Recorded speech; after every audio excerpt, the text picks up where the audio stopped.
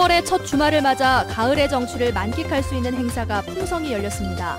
비가 내리는 날씨에도 행사장 일원은 문화와 예술을 즐기려는 인파로 붐볐습니다. 조선의 실학자이자 문인화가인 공제 윤두서 선생이 지리에도 능통해 군사지도 등 여러 지도까지 제작한 것으로 확인됐습니다. 깊어가는 가을 한 번쯤 가보고 싶은 남도의 멋과 맛을 간직한 곳을 소개합니다. 오늘은 고즈넉한 돌담길로 유명한 슬로시티 창평의 5일장입니다. 해경 검문 검색 과정에서 발생한 화재로 선원 3명이 숨진 무허가 중국어선 선장에 대해 해경이 구속영장을 신청했습니다. 여러분 안녕하십니까? 이어서 광주 전남권 소식입니다. 주말인 오늘 깊어가는 가을의 정취를 만끽할 수 있는 행사들로 풍성했습니다. 비가 내리는 궂은 날씨에도 행사장마다 문화와 예술을 즐기려는 인파로 붐볐습니다. 10월의 첫 주말 표정을 김주희 기자가 보도합니다. 순천만 국가정원이 산업디자인전 개막에 맞춰 화려한 가을 국화로 새 옷을 갈아입었습니다. 세계적인 디자이너 알레산드로 맨디니의 크리에이티브 가든쇼에서는 창의력이 돋보인 다양한 가드닝 용품들이 선보여 정원의 6차 산업화 가능성을 보여줬습니다. 공간 디자인 이런 것이 참 색다르고 좋습니다. 다음에도 이런 기회가 있으면 자주 오고 싶고 그러네요. 세계적 권위를 인정받은 작가들이 직접 연출한 작가 정원도 관람객들의 시선을 집중시켰습니다. 좀 더 합리적으로 공간을 이용할 수도 있고 또 가족들끼리 함께 즐길 수 있고 또 자연을 즐길 수 있을 것 같아서 더 좋을 것 같아요. 광주 충정축제 사흘째인 오늘 시민 만여 명이 참여한 거리 퍼레이드와 함께 월드팝 페스티벌, 충장 DJ 페스티벌 등 추억을 되짚어볼 수 있는 문화 공연도 다채롭게 열렸습니다. 추억이 되살아나고 즐겁고요. 옛날 어렸을 때 고등학교 시절로 돌아간 것 같습니다. 강진의 용동 저수지에서는 전통 어구인 가래를 이용해 물고기를 잡는 이색 체험 행사도 열렸습니다. 가리치기로 고기를 잡으니까 너무도 즐겁고요. 모든 사람이 같이 즐겁고 많이 잡았으면 좋겠습니다. 아무튼 이 즐거운 축제를 다 함께 하고 싶네요.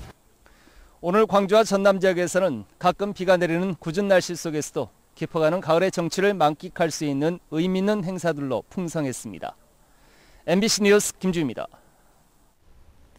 광주 무등산 자락 일대 주민들이 주도하는 전통문화예술축제인 무등울림축제가 시작됐습니다. 오늘 대한민국 가야금 병창 대제전을 시작으로 막이 오른 무등울림축제에는 일본 북해도 전통예술인들의 축하 공연 등 77개 공연, 14개 참여 프로그램이 마련돼 있습니다. 울림축제는 모레 개막식이 열리고 이달 말까지 한 달 동안 진행됩니다.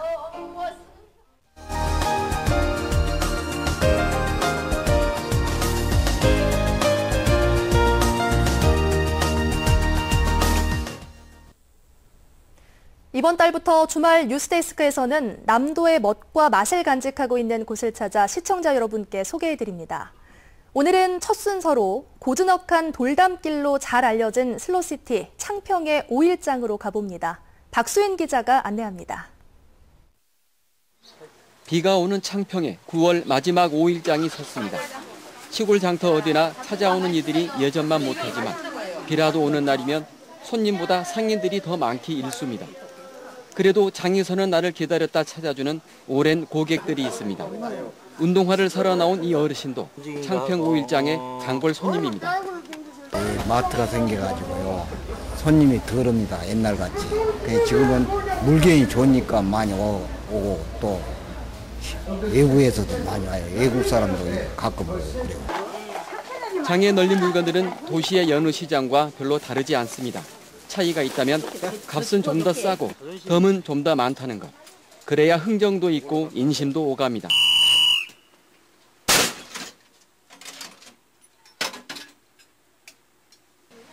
시골이나 도시나 장터의 최고 인기는 방앗간입니다. 김치를 담글 양념을 갈고 자식들에게 보낼 참기름을 짜느라 온종일 북적입니다. 자녀들이 오나면 다 서인 줬는데 2명이 딱 안 줬어요. 2집이. 추석 때 줬는데 2집이 안 왔구나. 그때. 내일.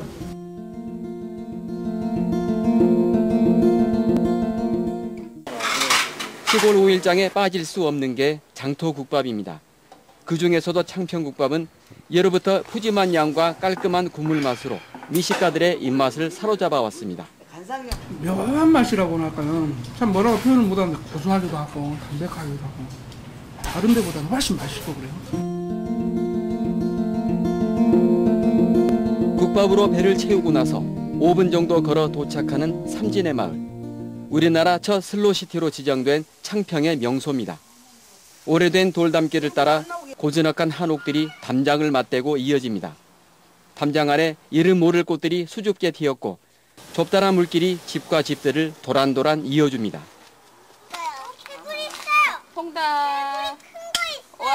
소박한 인심과 정겨운 돌담길에서 혼잡한 일상을 잠시 내려놓을 수 있는 곳.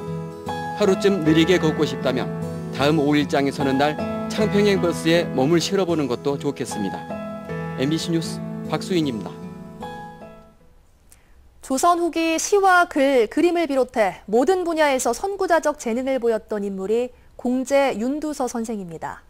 지리에도 능통해 현대지도 못지않는 정확한 지도까지 만들었습니다. 보도에 문현철 기자입니다. 강하게 꿰뚫어버린 눈동자와 가늘고 부드러운 선으로 그린 수염. 당시에는 획기적인 사실주의 화법으로 얼굴이 살아 숨쉬는 것처럼 느껴집니다. 공제 윤두서 선생이 그린 자화성으로 국보 240호로 지정돼 있습니다. 조선 후기 실학자이자 천재 문인 화가인 공제 선생은 지리에도 능통해 여러 지도까지 제작했습니다. 동국 여지도는 대동 여지도보다 150여 년이나 앞섰고 산맥과 강줄기, 성곽, 섬과 육지 간 연락수로까지 자세하게 표기되어 있습니다. 또 하나는 일본 요도, 지형과 거리, 지방 부호, 사병수까지 자세히 기록돼 이들 지도가 군사적 목적으로 제작된 것으로 추정됩니다. 당시 중국 지도도 만들어졌는데 전해지지 않고 최근 발견된 천하지도가 그 일부가 아닐까 추정되고 있습니다. 이 지도를 접는 방법이나 거기에 표현하는 것들이 공제 선생님이 그린 것과 거의 비슷하다 해가지고 지금 그렇게 추정을 하고 있는 것이죠.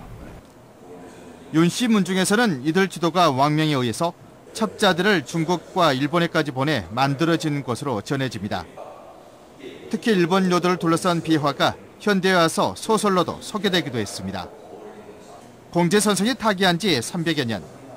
역사적 규명을 통해 이들 지도를 만든 목적이나 가치를 밝혀내는 게 필요해 보입니다. MBC 뉴스 문현철입니다. 여수 지역 천주교 선교의 산 역사를 간직한 여수 동산동 성당이 창립 80도를 맞았습니다.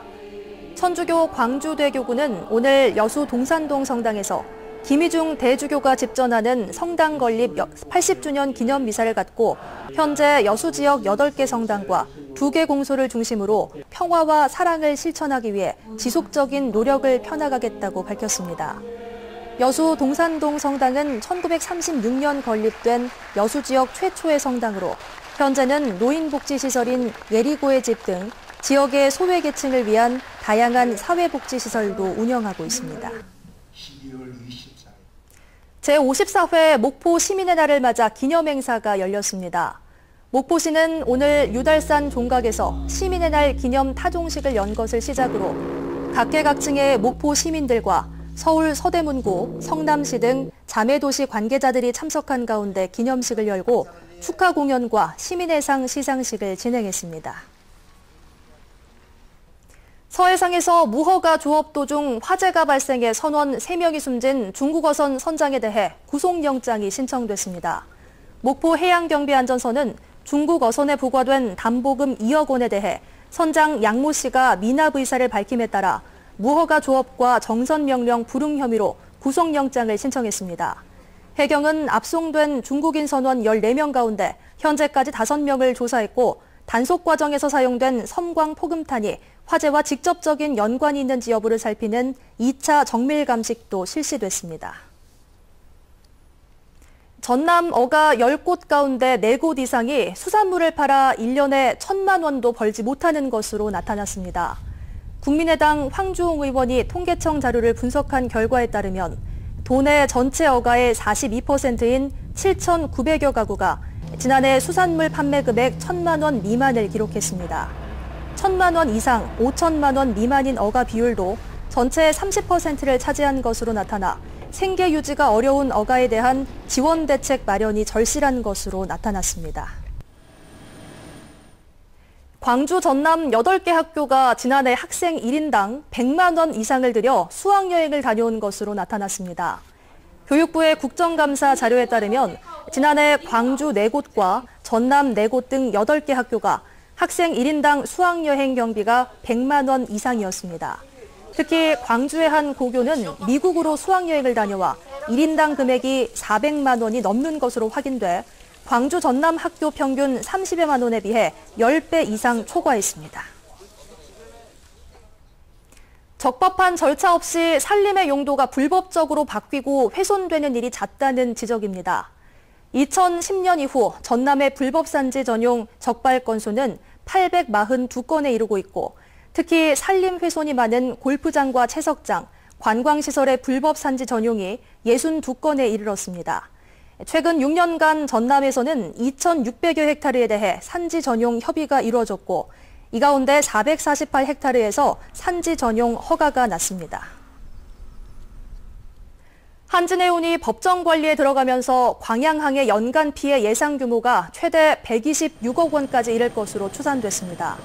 박완주 더불어민주당 의원이 항만공사 등으로부터 받은 자료에 따르면 지난달부터 연말까지 5만 TEU의 물동량 감소가 예상돼 하역료 21억 원에 예도선료 등 모두 30억 원의 피해가 예상됩니다.